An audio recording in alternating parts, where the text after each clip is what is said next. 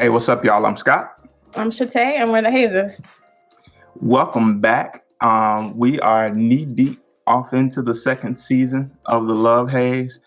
We spent quite a bit of time in the first season talking about the inner healing work that we have to do, and kind of moving through now and transitioning to our purpose work, the things that we're supposed to do as we begin to heal and as we're in process of healing. The work that we have to then do.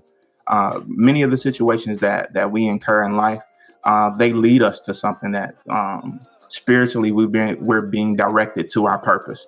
And this season, we're being very intentional in talking about the purpose work that we all have to do. Yes. In life, we believe that there will always be a haze, but you have a choice to show up whole and healed and with purposeful action anyways. So today, we're going to keep it going. We have incredible conversation lined up for us with Kenneth White and Omari Henderson. Kenny is an engineer in sales his entire career in the finance space, working with retail companies in the Southeast. Omari is an engineer by trade, but also an entrepreneur and innovator, always looking to start something new. He's also an art lover who loves to do his part to help the community. Both Kenny and Omari are fathers of three, bourbon connoisseurs. Come on, bourbon connoisseurs. Two of the co-founders of the Youth Challenge, Inc., which started in 2016. It is a youth mentoring organization whose mission is to expose and inspire young men ages 12 to 17 in the Atlanta area. So thank you all for joining us. We're so happy to have y'all.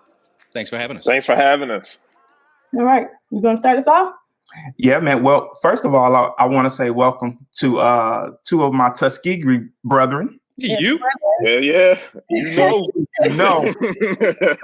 Tuskegee's always doing big things, man. So I'm glad to have this opportunity to kind of to bring light to what my brothers are doing, man.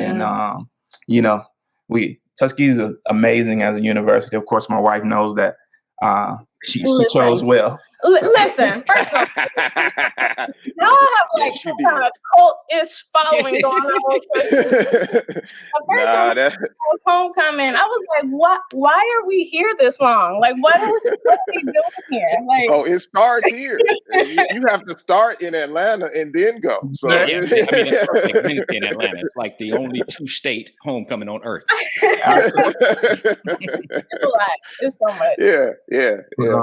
But we can't miss it. I've been going to that homecoming since I was a kid because my parents went to school there. So it's just a part of my life. I can't like last year was weird, like not going. It was the first time I hadn't been in forever. So yeah, and that's another thing me and Omari share. Both my parents went to Tuskegee.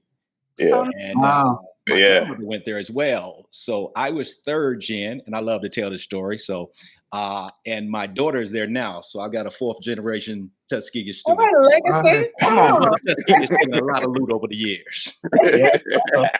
Keeping the university in business. Keeping Appreciate in the community. Keeping in the community. Mm-hmm. So again, welcome y'all. So we just gonna jump right into it. And we'll start with you, Omari, and then we'll get some additional input from Kenneth. Tell us about what you guys do with Youth Challenge Incorporated and how it got started. Yeah, so Youth Challenge Inc. started in 2016. It was actually it's a pretty cool story on how we got started. As you mentioned in the intro, I'm just kind of a starter. I like to start things, and I've got a lot of businesses that I've started over the years, with the main one being Zucot Gallery here in Atlanta with my brother. And the thing about YCI was I wanted to try and do something that really helped the community, and I wanted to try to give back to young people, to young men. And I was at the time, my son was in high school. He's in college now. And I was kind of listening to him and his friends talk one day just about what they were going to do next in life. And they were just it was very just, they weren't thinking big enough. They weren't really thinking outside of the box about things they could do with their life, places they could go, things like that. So I was like, there's probably an opportunity for me to pour into them a little more. Mm-hmm. So it really started with just thinking about that, and then thinking about how I came up and how I grew up with my parents, Really, I didn't, with my parents kind of exposing me to a lot of different things. Like they would take me places, not really, not like traveling out of the country or anything, but just like showing me that things were there. And so because I knew things were there, I was ready to tackle those things when I got older. And so I wanted to try to create something that could pour into these young men the same way. And there's a mentor of mine. His name is Hank Thomas, and Hank Thomas. I don't know if you know who he is, but he was a freedom rider. He's a big time philanthropist here in Atlanta, business owner here in Atlanta. And we were talking to him about the opportunity to start something like YCI, and he funded the whole project. He came in and said, he just wrote a check. He said, I love this idea.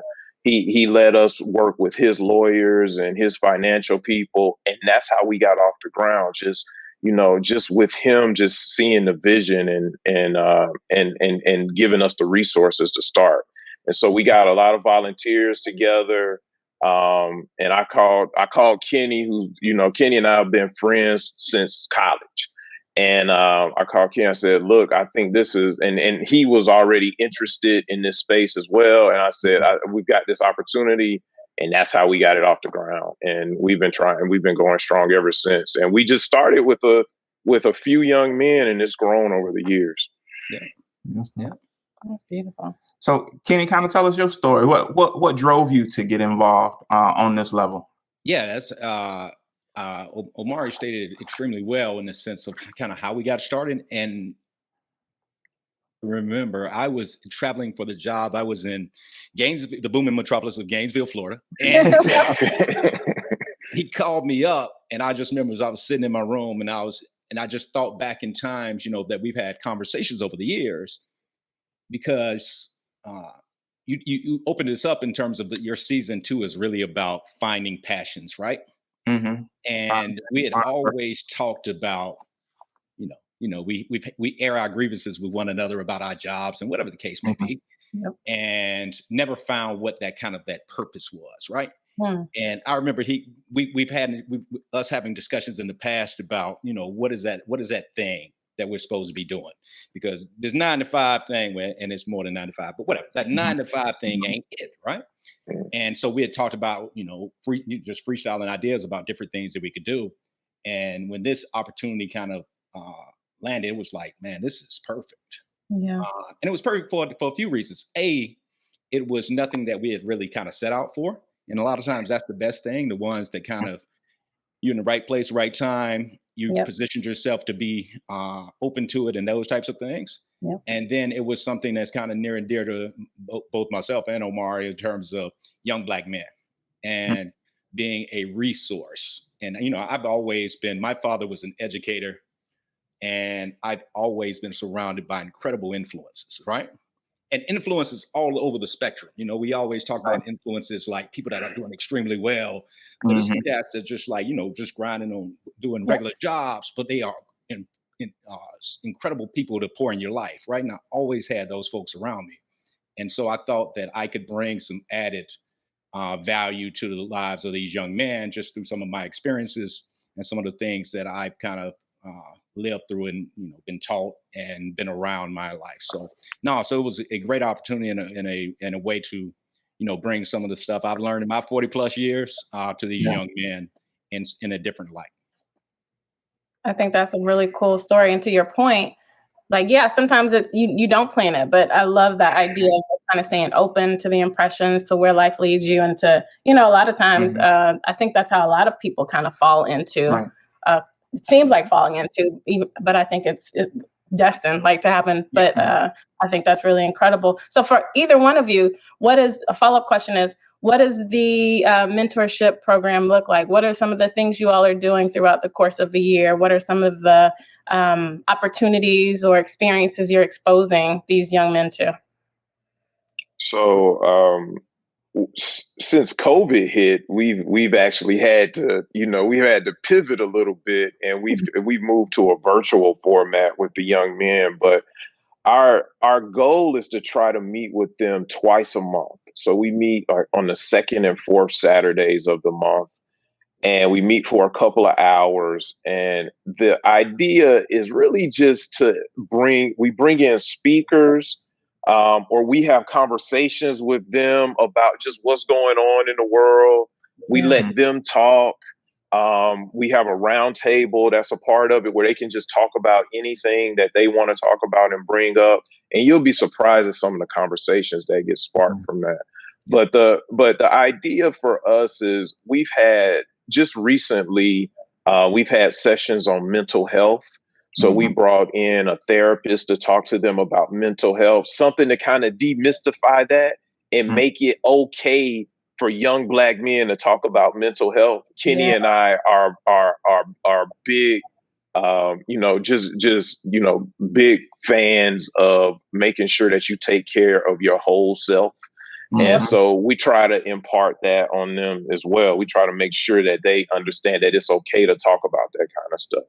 We had a session where we partnered with Bank of America, and we did just financial literacy, and they did a 2-part session for us on financial literacy. We've had other entrepreneurs come in and talk to them about their businesses. So those are just some of the things that we do, and we bring people in. We'd love to have you guys come in and talk about what you do, that type of stuff, because like Kenny was just saying, the idea is to give them and let them see all these different aspects of life, all these different things that people, mostly that look like them, are doing. Yep. And it will inspire them to look at the world in a different way. Absolutely. Yeah. And so some of the things that we do in the session might seem a little different, but we found it works out extremely well. So we used to, when we were meeting in person, by the way, COVID is the worst house guest on planet Earth. But when we were meeting in person, we opened up every session, our first 3 years, actually with Tai Chi. We had a brother named Jomo, rest his soul. He passed away a few months ago, but awesome brother, man. And he taught the brothers Tai Chi. And Tai Chi is basically meditation with movement, right? And it was funny watching these cats when we first started it, man. And, they were like 12, 13, 14, 15. They were like, this is the lamest thing on earth, right? And then they started doing it. And of course, we always hopped in because we didn't want them to feel, any kind of way. And we would show that we didn't know what we were doing. We all learning this thing at the same time. And more and more, they got into it and actually look forward to it each week. And when Brother Jomo actually unfortunately got sick and stuff, we said, okay, none of us know how to teach Tai Chi, so let's do something different. Now we open up each session with a mindfulness exercise to kind of just to create a space of being open and receptive to whatever is being taught, right? So we started with some kind of either a guided meditation or some kind of mindfulness exercise. And then, like Omari said, we tap into whatever the roundtable discussion is, where it's an open forum to talk about whatever. It could be national events, it could be what's going on in your school, it could be what's going on in your household. But what I always found funny was, Omari touched on some of the things that we've done, particularly this year in COVID, but some of the stuff that we were doing prior to it when we were able to meet in person, you would never think they would get into. We had a retired teacher come in and teach a lesson about writing on a Saturday morning, right? So the whole time I'm like, I remember we were talking in the back, like, I don't know how this gonna go. Yeah. And then seeing these young cats like literally engaged, and by the end of it, they actually put together a creative writing assignment, and were really into it. And she taught them basically how to format it, how to outline it, how to get your thoughts together, and then create, right? And so it's actually really cool when you see these, your perspective would be, nah, these kids won't be in a lot of this stuff. I think when you come from it at a place, hey, let's just see it out there. And, these people have your best interests at heart, that they are really to take on a lot of stuff. And that's been probably one of my biggest eye-opening moments, is that it's funny, me and Omari talk all the time about, we're going to see how this goes. And we never had a bad session, right? Yeah. We never I don't know. Yeah, we're bro, see how this can work out. And every time it like hits the right notes every single time. So that's why we know it's a lot of times it's out of our hands and it's something that's supposed to be. Yeah. Right. Absolutely. You know, when you have teenage boys, you never, they might get on their phones. They might, you never know what's going to happen. And so you got to be ready for, you got to be ready for the ones that, that are going to be engaged sometimes. And then the ones who might put their head down and be like, oh, my mom made me come. Yeah. And so to like get them like up and going all the time is so starting out with that meditation, like it puts everybody in the same place. And so they're receptive and then they come out ready. Yeah. Like public speaking, like we had some young men who were real quiet, but we opened up a session. We had a young man who actually became part of the Harvard debate team that was here in Atlanta. So he came back to the organization and taught them public speaking and debating, so they were teaching each other at that point. So just seeing how they were receptive to, one of their brothers in the program doing something, it was amazing. We just sat back and watched. We did nothing when that was going on. That brother was so good. He taught me. Yeah. I learned a lot from him too. I was like, I need to try to get in the Harvard debate program. Yeah. So I was like, man, I'm learning in here. So so we actually try to throw as much stuff as we can to these brothers, man, and they take it on like champs. So I think that's beautiful, especially I think to your point, one last follow-up question. It's too interesting.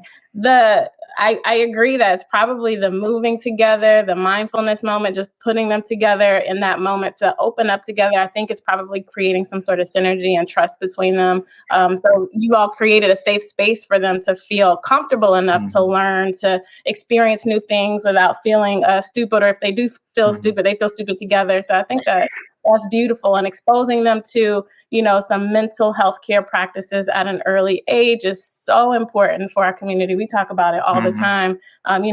Us as adults have just now in our lifetimes been able to normalize or be a part of the normalization of that conversation. So for younger generations to have it earlier on, I think that's really incredible. My follow-up question, because you all have already kind of started to talk about it, I would love to hear a little bit more about the impact in the students' lives, like some of the outcomes. I hear they've done creative writing pieces and gone on to do Harvard debate. Like, what are some of the other things that you're seeing some of these young men go on to do after they've been in the program? So one thing about our program, I think that makes it a little unique from other programs like it, is that we have kids from all different spectrums. We've got some affluent kids. We've got some kids that, are from different neighborhoods in Atlanta. So we don't focus just on one type of student. And so they come from all over the city. We, from Gwinnett County, Stockbridge, wherever, and we meet in our art gallery in downtown Atlanta. So some people are driving like an hour, 2 hours, in traffic trying to get there all the time. And so what we've learned is that they actually learn from each other. And so, they've started to kind of feed off of each other. And so when one person talks about things that they want to do, it'll spark something in one of the other students. And so we're starting to see, now we've got several students that are headed to college. And we're starting to see them go into, they're talking about going into design and engineering. And I hope that some of that influence came from us. I mean, we're meeting in an art gallery and they're talking about going into design, and we're engineers that are working with them, and they're starting to go into a lot of different things. And so, we see them kind of just growing, and, they're becoming, like you said, the Harvard debate, the writers, they're actually trying to start businesses now. And starting to work. And so it's really cool just to see the evolution of some of the things that they've done. So Kenny, you want to add to that? Real cool things is when you see people come back. Like we have a gentleman named Ronnie, and Ronnie was, we felt Ronnie was a day one for us, right? Yeah. And Ronnie was one of them cats who was a arm's length dude. right? Mm-hmm. And he was that way probably, what would you say, Mark, first year and a half or so? It took a while to break Yeah. that, right? Yeah. And Yeah. we got him as like a sophomore in high school. But Ronnie is like truly a great kid who is like an incredible musician. Dude plays like 5 instruments and, just an incredible musician. And he channeled that energy the right way. So now Ronnie just finished his second year at Bethune-Cookman. Nice. Whatever, what's that marching band called? Whatever their marching band is. Yeah. Brother, when, I remember when his first game, because they probably didn't have games this year. So the year he played, right? His first game he sent in our group me, because we use group me as a way to kind of keep in touch and funnel information, and also for them to let us know what's going on in their lives. He sent us a video of them in their drum line and stuff like that. Wow. And then, like Will was part of the group. Will starting his second year in college. We've had a few sessions virtually. He has popped on virtually to kind of just chat with the brothers and stuff like that. So that's the part that I find very confident and like we on the right path is that when these young brothers are leaving, they're coming back. Yeah. And they're calling too and asking questions. And, even when they get in college, they'll call back and ask for advice. So it feels good to just for them just to that we created that space where they feel like they can just come back all the time throughout their lives. We can carry them through college and through them starting their careers and everything. So I think we've got kind of this long-term relationship that we're building with them. And the young man that was in Harvard debate, he actually, his name is Keith, and Keith now is a freshman at Pepperdine University. Nice. So, just to see where they're going, like Pepperdine, that wasn't on my radar when I was his age, and now he's out there doing that. It's just huge to kind of see that. And that brother, trust me, he's one of them names you're gonna hear in the future. Yeah, exactly. That dude's special. That dude is a bad dude, a brilliant orator, and it's just cool, man. It's just cool to, and all of us have mentors, and you can never have too many of them. And that's one of the things we want them to always have a person or a place they can come back to, just to kind of have feelings of home or something like that. Yeah, man. I think the whole idea behind just exposing, right? Just having the opportunity to be exposed to that much and that many people that look like us, right? That do all of these different things. I know for me personally, I actively want to kill the idea of the talented 10th, right? There's so many more of us that are talented and that should be expected to go to higher heights. And at the root of it, for me, a lot of times is really just about exposure. Like, what have you seen? Right? If I've seen this, then we normalize that. Then the expectation is there. So you've seen all these things. Then just pick, which one, or what? Or remix it. Yeah, remix it. Yeah. Whatever you want that go, you have an opportunity. But this is already being done. Right? You're not odd or anything like that. But we still expect you to be above and beyond because the example is here for you to do that. So, man, I think it's so dope, man. And next time y'all do mental health, y'all girls better call me. We got you. About like a part two. To that. And what really kind of capped it off was, like Omari said, we've always been on it from our perspective, right? And we were like, nah, this would be great. But what I remember watching a special, and it talked about depression rates and suicide rates of during COVID. And particularly with teenagers. And it was like, and it was like scary, right? Because I got teenagers and I'm like, whoa. And, we are youth group of teenagers and, people I love dearly, like my brothers and my friends, they have teenagers. So I was like, nah, we need to at least try to start to have this conversation.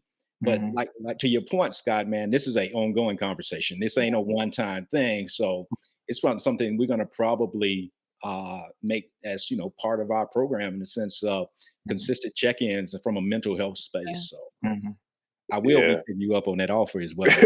Yeah, exactly. I got you covered. I got you covered. I mean, we do a check-in with them at the beginning, especially now that we're on Zoom. We do a individual check-in with each person on the call, and the reason for that is just so we can check in with them mentally, like where are you right now? How do you feel today? Like what's going on? And in our last session, there was a young brother on there that we asked him that question, and he talked for 30 minutes about. Yeah, he was great. I mean, but he and he just really talked about what was going on with him with school and how he was feeling all this pressure. And then the other young men jumped in and were like, "You got behind in school? Hey man, send me some of your assignments, man. I'll help you out. I'll do them for you." And we had to be like, hey, yeah, we had to be like, hold up. That's not what we said. But it was just, it was just cool to like hear that though, to hear them kind of jump in and do something like that. But him feeling comfortable enough to really just share, like, look, I'm not in a good place right now. Like I'm feeling this stress, I'm feeling this pressure, and I need some help. And we just spent time just talking to him. So, yeah. So tell us, man, what is the haze of this work? What are some of the difficulties that y'all find with trying to do this work, with trying to reach these young brothers? Even some of the challenges that y'all face individually with trying to get it done. So I would say one of the biggest challenges we have is, again, this isn't our primary job, right? Yeah. So it's really one of our primary struggles is allotting the time to schedule out what we want to have for our upcoming programs, right? And that's where volunteers come in handy, because it's just him and I trying to come up with these ideas. And, hey, sometimes they're fantastic. Sometimes we're like, hey, let's put this together, right? So that's a challenge. Anytime you're in a nonprofit space, the money side of it is always, some opportunity there. And then just making sure that we have the volunteers needed to kind of put together the program that we want to. I would say those are probably the biggest challenges, and with programming being one of our the consistent struggle in terms of what does the next program look like. Yeah, just having I agree with Kenny, just having the just coming up with content. Yep. Just the content creation for it and keeping it fresh for them so it doesn't get redundant. And anytime you run a business, because I mean it's a business, so we have to operate. We have to have funds to operate.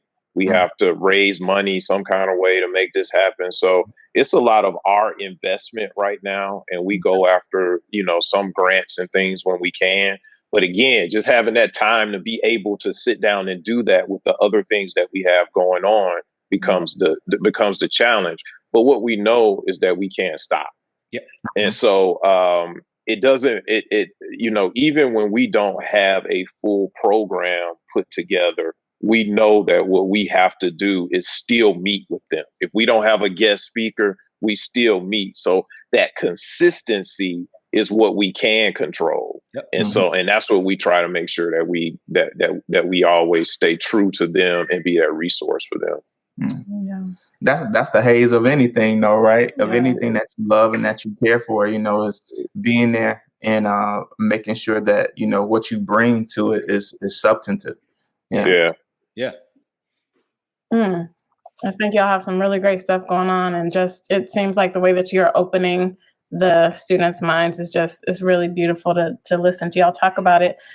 So then, we've heard a little bit about how it's impacting the young men that you're around, but how has it impacted your lives? Like, what's that looking like for y'all? It's incredibly fulfilling, actually, to know that you can have this kind of impact on their lives with relatively little effort. It doesn't take a whole lot. Like you can inspire these young men by just talking to them. Yeah. Just showing them. It doesn't, sometimes we think, well, we've got to put together like this whole program, and like before I get started with stuff, I need to have this much money and this many resources and this many people. And you don't. you just need to, it's us just kind of pouring into them. And both of our sons have been in the program. My son is now in college, and Kenny's son is still in the program. And I've seen the growth in him and my son just being a part of it. He's at Alabama A&M now. I don't know how he chose Alabama A&M, but he's at traitor, but I just, you just seeing the growth in him within the program, but not necessarily it coming from me, seeing like him connect like with Kenny or some of the other volunteers, and that message is just not coming from me. It's coming from these other people, or it's coming from the other young men in the program that are inspiring him to do something. And so watching his growth without my hands on it, was really cool. So, Kenny, you want to add to that? Yeah. So I remember a funny story was, his son, he had a freshman year like a lot of people have freshman years, right? At A&M, my man was having fun. So hey, I got to have fun too, right? And so I remember Omari was at the crib one day and we were just chatting it up. And, he was venting to me about it like we do, right? And how them grades looking. So I was like, this is a great opportunity. So I actually started communicating with him, right? And it's outside the sphere of Omari, but it's a brother that he trusts, right? In terms of Omari trusts me to talk to his son, and Will trust me in terms of the conversation I'm having with him. And it looks different because it ain't coming from his dad. Yeah. Right. And so it's actually very cool to kind of have those kind of relationships. And I can mess with him and be like, hey, what the hell are you doing? You know what I mean? He'll be like, my bad, Uncle Kenny, I'm gonna get it together. And so it's kind of cool to have that. So the biggest impact that it's had actually in my life is, it's kind of weird to say this, but like I've never got, I enjoy my jobs, but that was never my purpose, right? Right. I was a capitalistic pig and I went after money. So that's what my motivation was in my jobs, right? But I found that as I got older and older, that didn't do it for me as much. Yeah. And so I found more and more frustration in my jobs, in my career. And I've noticed the last 4.5 years how I actually have more of an appreciation for my job, because I've actually found something that I'm passionate about that is not related to my job. So I look at my parents and stuff. So my father was an educator and that was his passion. And so brother got, he got that juice from his job, which is beautiful, right? And my mother was a nurse for like 40 plus years until she retired at the VA. So she loved that work and she got her passion from the job. My job was for my W-2, and it was, I didn't get my passion from it. And so this allowed me to actually meet something that was in me that my job couldn't provide. But in doing so, it gave me real passion about my job it gave me appreciation, I should say, for my job. And so that's one of the biggest things personally that it's done for me. It's filled your tank, so you have something to give at your job. Yeah. I'll add to that too, because my situation was, as it relates to seeing my parents and seeing like my dad, for instance, didn't find his passion in his job, but his passion was in art, not in his corporate job every day. So I saw him leave his corporate job to pursue his passion. So, as I've been working in corporate America and not knowing that was, and knowing that was not my real passion, I started always trying to do other stuff and look for it. And so, in a similar way to, how Kenny was saw that his parents had passion in their jobs, and then he started searching for it. I saw my parents have passion in other things they were doing outside. So I did the same thing. Yeah. So it was, it's kind of interesting. I never thought about it like that until he just said that. But it's interesting how you kind of follow these similar paths where you're looking for that passion. You see it. If you have an example of it and you see it, you're going to seek it out some kind of way. Right. Exactly. Yeah. And that's why the work that you all are doing with these young men is so important, because they see the examples that you've, exposed them to and that you're setting for them. So now they can, know what's possible for their own lives. I think that's really what it is. It's just about seeing, yourself or the possibility of yourself, in the people around you. Yeah. Yeah. I think so many of us sometimes are groomed for like just that job. Right. Yeah. And so both of my parents worked and retired from the VA. And so all they ever talked about was getting a good government job. And I ran from that government job for like 20 years, man. And now, of course, I work for the VA. Right. You couldn't help it, huh? It called you.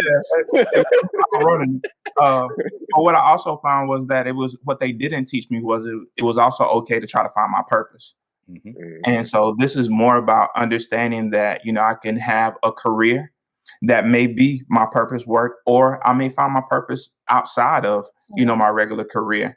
And some of my purpose work is tied to what I do. Yeah. I love working with my veterans, but I believe that my purpose work is more about teaching, especially Black folks, young folks, particularly men and boys, about mental health and about it being a part of our whole health, right? And we have to attend to those things just like we do anything else. Just like you attend to your car, or you attend to, going to the doctor to get a physical, you got to get a mental health checkup. So that ties into my purpose work, and it kind of found its own way. And that kind of ties into like the next question. Like, I know that we all believe that everybody has purpose, but how do we find it? How do we go about getting to what our purpose work is? That's a great question. And a hard one.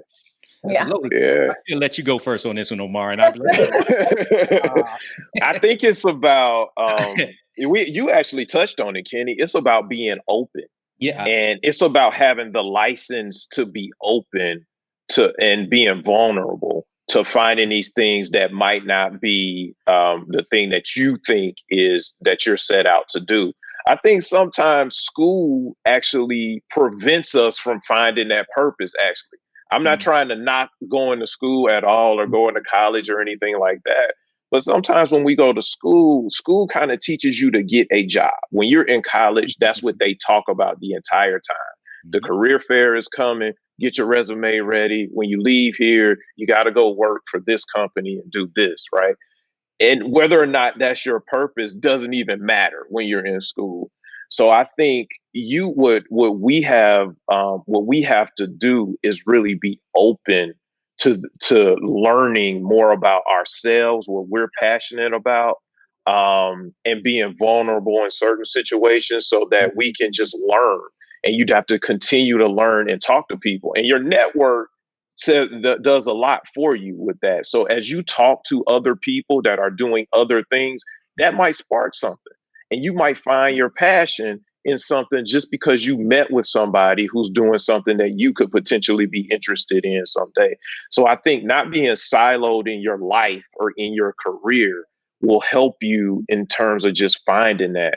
And I feel like I'm on this constant search for figuring out what all of my purposes are. I think you can have more than one. And so, I found one in art. Like I'm supposed to be I think that's one of my things that I'm supposed to do.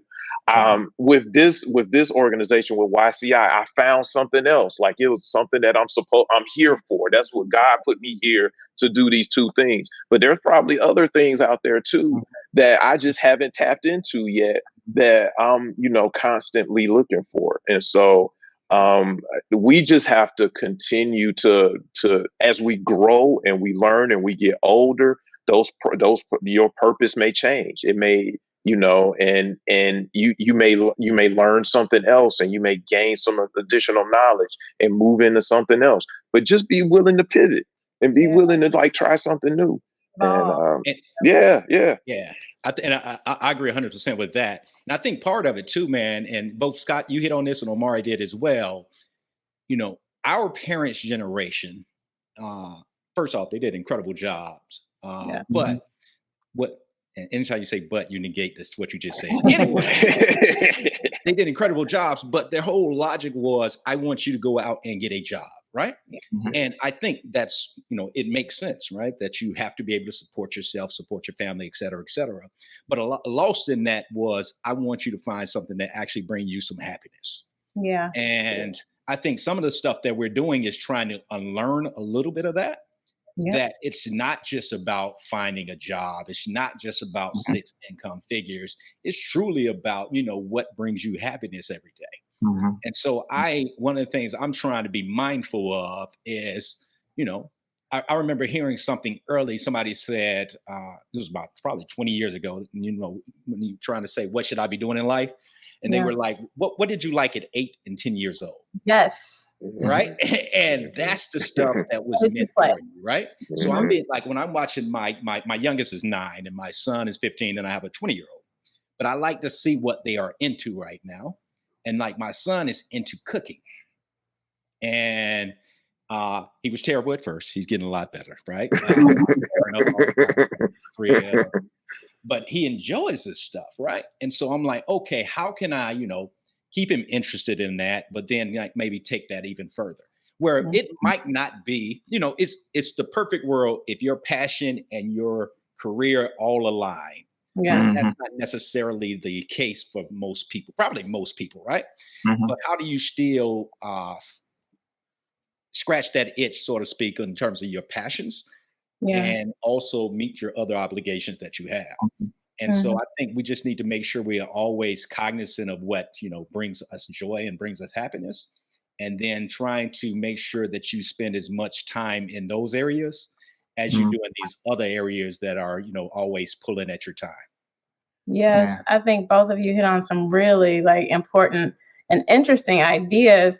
To your point, Kenny, about paying attention to what you enjoy as a child, how you spent your time playing, is something I think about often, even in the way that my own career has evolved. And I've seen all of the things I used to do when I was a kid show up in my career in some way, because I was intentional after college. I'll get back to your point, Maria. After college, about finding joy and curiosities that I had always liked, finding a way to weave that into my work. And I think that it's definitely been a haze, because you have to find, non-traditional ways to make it, but it has been fulfilling in a way that I know my work probably wouldn't have been otherwise. And so, if cooking, culinary arts doesn't end up being his thing, maybe it's some part about cooking. Maybe it's building things. Maybe it's, maybe it's building the recipes, or maybe it's something about it could eventually turn into something more tangible down the line, or it could be, he becomes a master chef that we were talking about earlier. But to your point, Omari, we've not, I think as a society, maybe, I don't know if it's just our community, not granted ourselves, our kids, permission to go into college and explore and find themselves.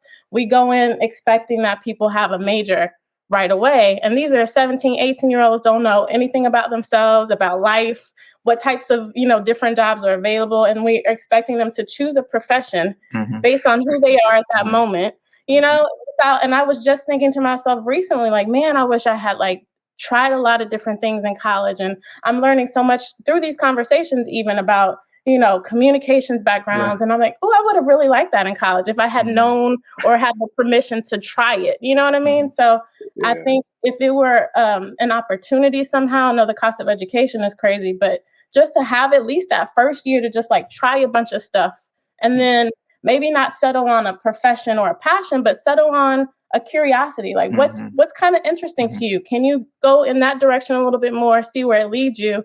And then maybe you'll come out with work that, has a good return on investment, but is also very interesting to you. So lots of things we could maybe be doing there. I think I wish that, that we could do that. I'm trying to encourage my kids as much as I can to follow that path. I think this next generation, they're a little more, they feel a little more entitled. And so they're doing, which is not always a bad thing, because they want to do what they want to do. And they're gonna, they'll be more, they'll try to follow their passions a little more than we did, I think, because they're incredibly tuned in to what they want. Sometimes they go a little too far with it, so Right. there's a balance that has to happen there. We here to But I help. think yeah, we got to help them. But like my son changed his major in school. Like I didn't change my major when I was in school. I stayed in the same thing the entire time. So he went in. He also liked cooking when he was in high school. So he went to college and majored in food science. But when he got there, he realized that he liked operations more. So he changed his major to logistics and supply chain management because he liked the operations side of things a little bit more. And which is a complete shift. He went from like the sciences to business. So I think he felt comfortable doing something and making like this drastic change when he was there. And it's been really helpful for him in his decision. He's thinking about the world differently now. So I can you see that they're making some decisions that we might not have made back when we were in school and those types of things. So it's cool to see that. And sometimes I think, it aligns. Like I think of my daughter, and she's in her third year Tuskegee now, right? She's studying animal sciences. And this chick has been talking about being a vet since she was like, I don't know, 7, watching. And going to Tuskegee since she was like 7. Right? And I'm like, the whole time. So, you hear this stuff and you're like, okay, whatever. And then I was like, all right, let's test this theory. And, a lot of times, these universities have like programs. So she went to Tuskegee 2 summers, so something called Vet Step. And it was truly to give her a idea of this is something she wants to really pursue, right? And she would come back and it was like a week-long program. They stay on campus. So she thought she was big time, staying on the yard. And she came back, she would tell these stories. And these stories were disgusting to me, right? She was like, Daddy, I was checking the calf. It was okay in the mama's stomach. And I was like, how you do that? She was like, I go through his, I was like, oh, oh, no. I just fell out halfway through this whole process, right? But she was getting some enjoyment out of it, right? And enjoying the whole process and this kind of stuff. So I was like, all right, this might be your passion. And so, she has never really wavered from that. And it's been 15 years now. But I started by, I got into engineering and studied engineering because I was good at math and sciences. My counselor said, you'll get a job after. My pops was like, your ass need to get a job. Right? And so I was like, cool, this is something I can do. And Omari know my pops. He was really serious about this. He was like, yeah, he wasn't playing. Hey, homeboy, we sending in a check. You're going to get a job after. So I'm like, cool, I'll do that. But I it's never was my passion. So I think that's the biggest thing is trying to, be real with yourself. It's like, why am I doing this, right? And then when you actually answer that one, if you're saying if it's for the money, I'm not even saying that's a bad thing. If it's for the money, be real about yourself with what you're doing it for. But make sure that you have some other thing, because there's going to be a point in your life, particularly as you get older, where you're going to be like, I need more fulfillment. Yeah. And hopefully you get a lot of fulfillment outside of work life, you know what I mean? Yeah. But all of us want to get some fulfillment out of what we do. And, YCI has been that outlet in a lot of ways for me. Mm-hmm. Good stuff. Good stuff. I think Omari's point too really resonated with me because, not to knock school and not to knock, what our parents taught us, but I think we have a unique opportunity with the kids that we're pouring into to allow them to view like college, high school, the experiences that they have with you all via exposure as like an opportunity to build like a strong foundation and a framework, right, for what your life could look like. And then to empower them to like have this opportunity to build out what they want to see, and to give them that framing. I think if I had that framing some time ago, then I would have been better. Like my parents are kind of like yours, Kenny. Like boy, you know you're not good with your hands. You ain't gonna do this shit. You need to go and get some schooling. You need to be educated. Yeah, It's less labor intensive. But being able to have that framework, I think, and then empowering them and telling them like, hey, you can build whatever you want to see. This is the education. You can do whatever you want to do with this, and you can find like your master's work or not master's work or some other venue. But this is a strong foundation for you to have. You've been exposed. Now find your own way. Yeah, if that's what you want to do. Mm-hmm. No, yeah, 100 on that. Yeah. So we just have to, and like it.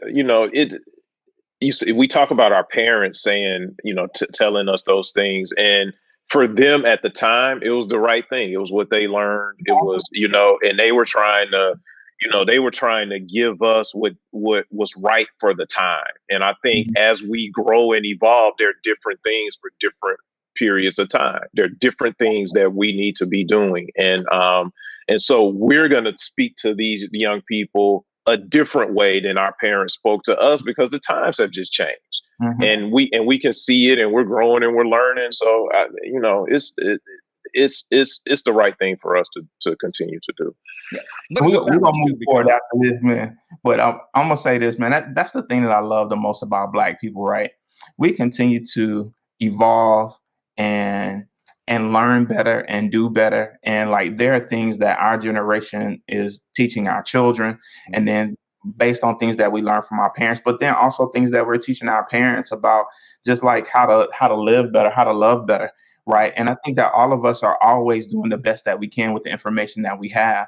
I honor our parents for doing the best that they could with the information that they have, but also being open to receiving new information from us and doing something different with that information. I think that part is really dope. I'll ask both of you gentlemen then, what's the biggest piece of advice that you could give, if you could give? To the young people or just in general? Or in general. Your younger self. How about that? Oh, younger self. Younger self? For my younger self, it'll probably be to show up fully. And what I mean by that is, not dwelling on past mistakes or past anything, or living vicariously in what might happen in the future, but truly trying to show up fully present each and every moment. Yeah. And showing up fully, both professionally and probably even more importantly, personally. Like I can think of like I said, my oldest is 20, but a lot of her first, 7, 8 years are still like, to use y'all's phrase, a haze, because I was traveling with work and, preoccupied with trying to make money, et cetera, that, it's been my last 6 or 7 years that has taught me to really try to always be present and try to show up fully each and every day, both for me and also for those who I, love and cherish around me. So. Good stuff, Ken. Yeah. Appreciate that. Yeah. I think if I was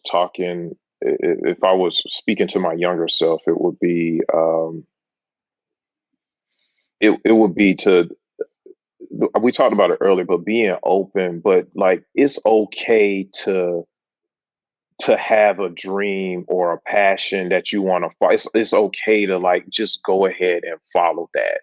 And you don't even have to have I think part of one of the things that I've always done is had something to fall back on, like tried to make sure that things were good financially, to some of Kenny's point, like making sure that like the financial piece, it has to go hand in hand with the happiness part of it, or with the fulfillment part of it. And if I had have understood that at a younger age, I probably would have made some different choices along the way, where I was just out here kind of trying to chase money or trying to have these different jobs where I thought that I could find this fulfillment, or thinking that the fulfillment would come from the money. Like if I'm going to make more money or get to this level at this company, that's going to fulfill me in a certain way. And that was never the case. And so I would really tell my younger self that don't worry about that. just follow the things that you really want to do and be present, like Kenny said, in those things. And so, there's that's just one of the pieces of advice I would give myself. There's probably a lot of them. But I'll be, and the thing about traveling and stuff, I did the same thing when my kids were young. I wasn't home much. I was traveling all over the place. My wife was here just with the kids. And I had to learn that, I need to be here with them. I need to be, because I want them to understand that this is not how you have to live your life. Yeah. And so, that quickly, started to make those changes earlier in my career. But yeah, I agree with Kenny on that point. Great advice. Stay open. And how would you sum up what you just said? It's okay to what were you saying? It's okay follow your passion. It's okay to follow your passion, and not just chase money. It's okay to follow not just chase. I'm sorry. Go ahead. No, go ahead. I'm sorry. I was just saying I was trying to work in I like the point about aligning, your passion with the money if you can. But yeah, I really like that. It's okay to follow your dreams. Both of them are great tips. So then we would love to know how we can help, either us as the Hazes, folks who might be watching, the community. How can we help what you have going on with Youth Challenge Inc. or anything? How can we help? Well, I think you already volunteered to come and speak to the young men, so that'll be a credible asset for us. We're always looking for volunteers to come in and talk about what they do, and just pour into it. And it doesn't necessarily have to be about what you do in your career, but just if you have some inspiring words for the young men, we always want people to come in and talk about that. So we're always looking for volunteers. Again, this is a program that requires funding. And so if people are willing to donate to it or provide, us with, maybe grant resources or applications, we're always looking for people to help like with grant writing and those types of things. That would be helpful for us from the community just to continue to keep going. And the other thing is we could always use more young men in the program. Yep. So if you know young men that are in this age group, ages 12 to 17, that could benefit from some of this, we'd love to have them come and be a part of it. Mm-hmm. And we're, especially being virtual right now, we're wide open. We can take people from all over the country, and we'll likely continue some aspect of it being virtual once we're outside of this. That's one thing we've learned from it. Because we got some kids that are like in Alabama and some other places that are on the calls with us now, and it's cool to just kind of see that reach. And so if you have family members or young people that you work with, we love to have them be a part of the program. Yeah. I just thought about 3 of them. At least cool. And one other thing that I can think of in terms of how the greater community can help is that, one thing, and we talked about it earlier, is content is always, our biggest challenge, right? Mm-hmm. Just thinking of the content that we want to present, and then B, what's the best way to present out that content. So I'm sure you have an audience full of incredible, varied experiences and backgrounds. Absolutely. That may have great ideas for content that we can present. So please bring that to the table. And the last thing I want to hit you with, the 2 ways that you can reach us is via our website is yciatl.org. And then we're on Instagram as well under YCIATL.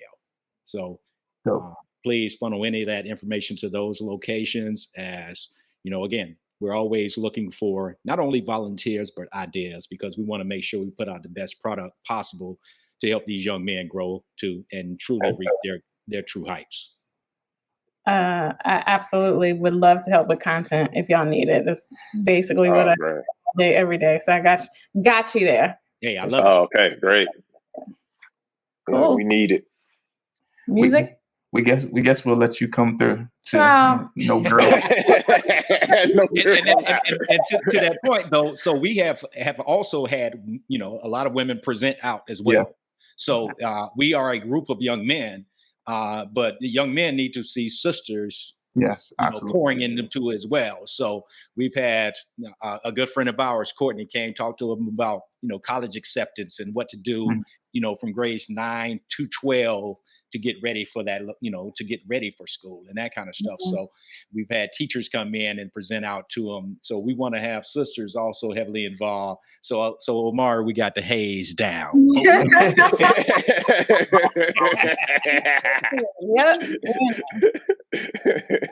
Yeah, so y'all, Shataya and I are both music fanatics. We love music. There's a soundtrack to everything that we do. So we'll ask both of you guys, what's your music for the moment? What's a song that puts you in the mind and gets you ready for the work that you do with Youth Challenge? What's your music for the moment? Ooh, that's a good question. Oh man, so I'm a music head as well. Me too. And I can always cheat. I'm a Prince fanatic. So I'm gonna pull out Prince Sign of the Times on any time, and I'm good, right? Nice. I like, it's funny. Last night I was just going through like just a list of stuff, and from a playlist I had. And I heard everything from Chris Stapleton playing Tennessee Whiskey to Dave Matthews Band and Crash. And I think music is just a beautiful thing because music can get you all kind of music is very similar to art in that way, and that it can actually kind of elevate your mood or take your mood to a different place, right? It evokes emotion. Yeah, it evokes emotion. And so I'm a cheat, man, and just give the greatest musician of all time, Prince Nelson, as a person you can put in for any kind of mood on planet Earth. How about that? We'll let you run that. I guess, for me, like right now, I've been listening to Anderson .Paak a lot lately. His latest one. Yeah. And so I love Prince as well. But like lately I've been really on Anderson's work. And so and it's so diverse. Like you said, like the latest album is very different than the previous two, so it's very diverse. So you can get a lot from it. So I would say right now, that's what gets me that gets me going. Just listening to his different work.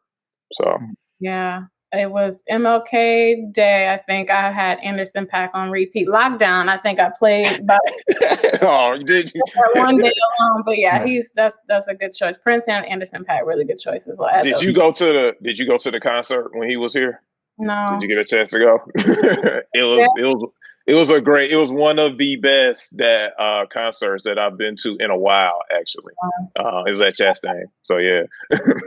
We were just talking about, there were a slew of folks that right before like COVID peaked here and things shut down, her, Snow Allegra, a number of folks were coming to Atlanta, and we were just, looking for tickets, and we were just talking about who we are ready to see when the world like that. I was like, I would love to see him when outside opens. We got plans for days. We all have a lot of plans. Hey, there will be no no's when COVID is right. I'll be like, yeah, that's cool. Yeah.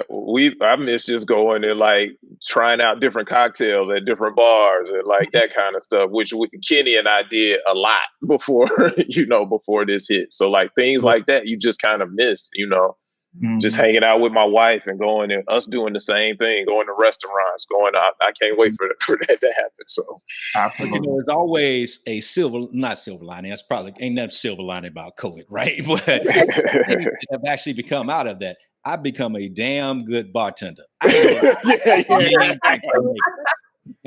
me too. I'm telling you, I can. Hey, it's something coming out of this. I have become legit. I think that's actually our next venture. So we've been talking about it. So you need testers. Listen, bourbon connoisseur, y'all got going on. The hazers are there. I love it.